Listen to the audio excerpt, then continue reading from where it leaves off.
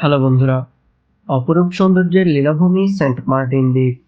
বাংলাদেশের অভ্যন্তরেই রয়েছে এক ভিন্ন অনুভূতির আমেজ।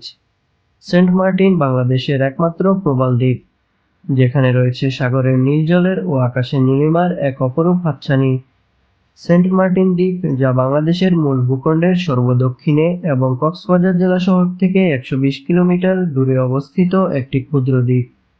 স্থানীয় ভাষায় সেন্ট মার্টিনকে নারিকেল জিঞ্জিরা বলেও ডাকা হয়।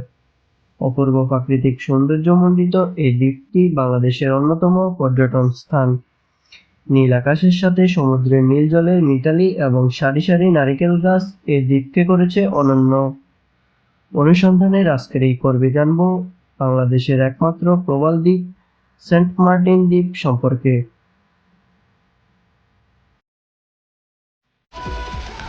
অনুসন্ধানের নিত্য নতুন ভিডিওগুলো দেখতে চাইলে চ্যানেলটিকে সাবস্ক্রাইব করুন এবং পাশের বেল আইকনে ক্লিক করুন।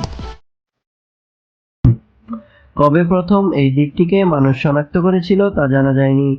প্রথম কিছু আরব বণিক এই দ্বীপটির নামকরণ করেছিল জিঞ্জিরা। এরা চট্টগ্রাম থেকে দক্ষিণ পূর্ব এশিয়ায় যাতায়াতের সময় এই দ্বীপটিকে বিশ্রামের জন্য ব্যবহার করত।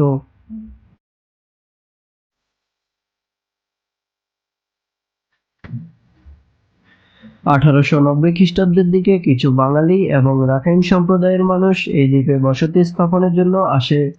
এরা ছিল মূলত মৎস্যজীবী। প্রথম আদিবাসী হিসাবে বসতি স্থাপন করেছিল 13টি পরিবার। এরা বেছে নিয়েছিল এই দ্বীপের উত্তরাংশ। কালক্রমে এই দ্বীপটি বাঙালি অধ্যুষিত এলাকায় পরিণত হয়। ভৌগোলিকভাবে এটি 3টি অংশে বিভক্ত।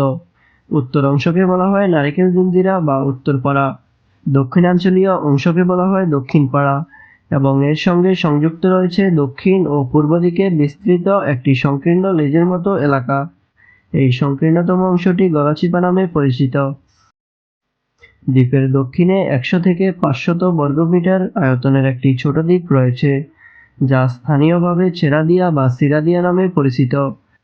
এটি একটি জনশূন্য দ্বীপ। ভাটার সময় ওই দ্বীপে হেঁটে যাওয়া গেলেও তবে জোয়ারের সময় নৌকা প্রয়োজন হয়। আনুমানিক 100 থেকে 125 বছর আগে এখানে লোকবসতি শুরু হয়েছিল। বর্তমানে এখানে 7,000-এরও বেশি লোক বসবাস করে। এখানকার বাসিন্দাদের প্রধান পেশা হলো মাছ ধরা।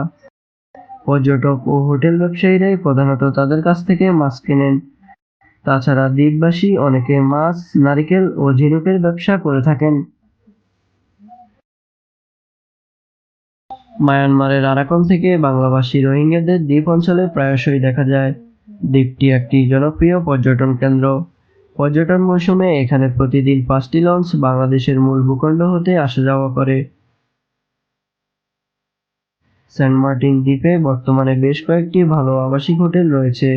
এছাড়াও সেন্ট মার্টিন দ্বীপের আইনশৃঙ্খলা পরিস্থিতি অনেক উন্নত।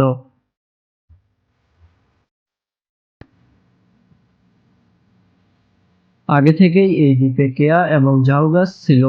সম্ভবত বাঙালি জেলেরা জলকষ্ট এবং ক্লান্তি দূরীকরণের অবলম্বন হিসাবে প্রচুর পরিমাণে নারকেল গাছ এই দ্বীপে রোপণ করেছিল। কালক্রমে পুরো দ্বীপটি একসময় নারকেল গাছ প্রধান দ্বীপে পরিণত হয়।